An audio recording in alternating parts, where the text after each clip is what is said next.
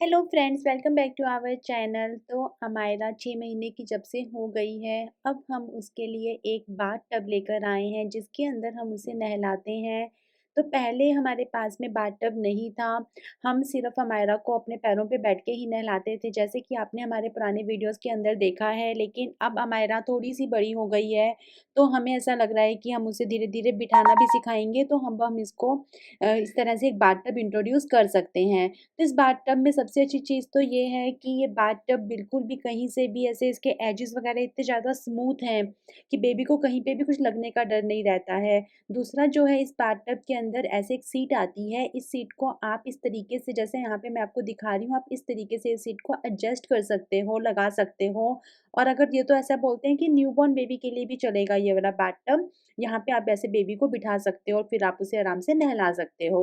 लेकिन अब अमायरा तो जैसे 6 मंथ्स की हो गई है, थोड़ी-सी बड़ी हो गई है, तो मैं फिर जो कि इस बेल्ट को इस तरह से लगा के यूज़ नहीं करूँगी। मैं जस्ट सिंपली इस बेल्ट को यहाँ पे नीचे इसको रख दूँगी ऐसे, और फिर इसके ऊपर बिठा के अमायरा को नहलाऊँगी। अब इसके अंदर पता है क्या होता है कि अगर आपने बेबी को इसके ऊपर लिटा रखा है, ठीक है? ऊपर वाले कुशन के ऊपर, तो फिर अगर आप नीचे पानी भरते हो तो एक कुशन अपने आप ऊपर फ्लोट हो जाता है, तो बेबी नहीं सिंक होगा बिल्कुल भी।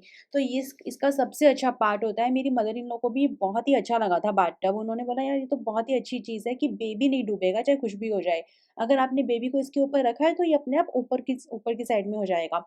उसके अलावा इस बाथटब के अंदर यहाँ पे इधर की साइड में, सबसे इधर की साइड में एक ऐसे ओपन और क्लोज का एक ऑप्शन है कि अगर आपको इसके अंदर पानी भरना है तो उसको क्लोज कर लो। अगर आपको चाहते हो कि पानी ऐसे नीचे से निकलता जाए तो आप उसे ओपन कर दो।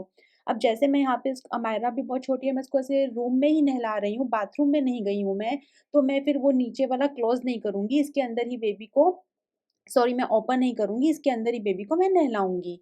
तो ये मुझे काफ़ी अच्छा लगा। अगर जैसे किसी किसी को बच्चे को नहलाना है, जैसे एक आधी बार मैंने पहले वॉश बेसिन में भी नहलाया था, क्योंकि कुछ नहलाने का समझ नहीं आता है। छोटे बच्चे को नहलाने में थोड़ा-सा तो ऐसे एफर्ट लगता है, उतना ईज़ी नहीं होता है छोटे बेबी को नहलाना।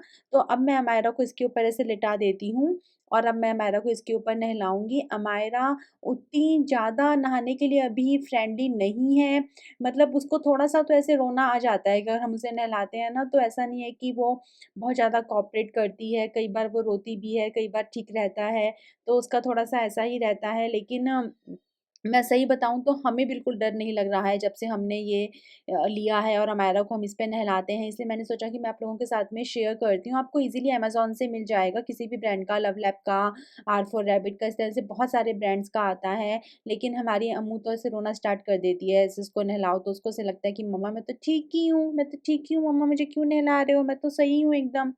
लेकिन बेबीज़ को डेली नहलाना ही चाहिए और मैं भी अमायरा को डेली ही नहलाती हूँ। इनफैक्ट कि चाहे सर्दियाँ हों या गर्मियाँ हों, मैं अमायरा को हमेशा प्रॉपर मसाज देके नहलाती ही हूँ।